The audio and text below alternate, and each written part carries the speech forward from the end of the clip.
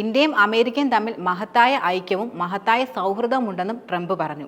ഇവ രണ്ടും നിലനിർത്തേണ്ടതിന്റെ ആവശ്യകതയെക്കുറിച്ചും അദ്ദേഹം സംസാരിക്കുകയുണ്ടായി. ഇരു രാജ്യങ്ങളും തമ്മിലുള്ള ബന്ധം കൂടുതൽ ശക്തമാകുമെന്നും ട്രംപ് കൂട്ടിച്ചേർത്തു. പ്രസിഡന്റ് പദവിയിൽ തിരിച്ചെത്തിയ ട്രംപിനെ അഭിനന്ദിച്ച പ്രധാനമന്ത്രി മോദി ഇരു രാജ്യങ്ങളും തമ്മിലെ തന്ത്രപ്രധാനമായ ബന്ധം പരസ്പര വിശ്വാസത്തോടെ കൂടുതൽ ശക്തമാകുമെന്ന് അഭിപ്രായവും മുന്നോട്ട് വെച്ചു. ഇന്ത്യയിലെ ജനങ്ങൾ തന്നെ മൂന്നാമതും പ്രധാനമന്ത്രിയായി തെരഞ്ഞെടുത്ത കാര്യവും 6 പതിറ്റാണ്ടിന് ശേഷം ഇങ്ങനെ സംഭവിക്കുന്നത് ആദ്യമാണെന്നും മോദി പറഞ്ഞു.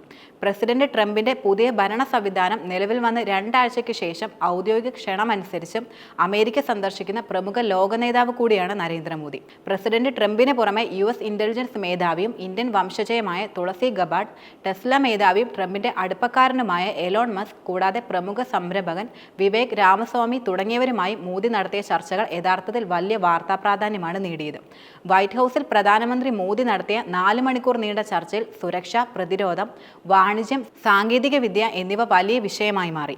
മേഖലയിലും ആഗോളതലത്തിലും ഇരു രാജ്യങ്ങളും നേരിടുന്ന പ്രശ്നങ്ങളും കാര്യമായി ചർച്ച ചെയ്തു. ഈ ചർച്ചകൾ വലിയ രീതിയിൽ ഫലപ്രദവുമായിരുന്നു.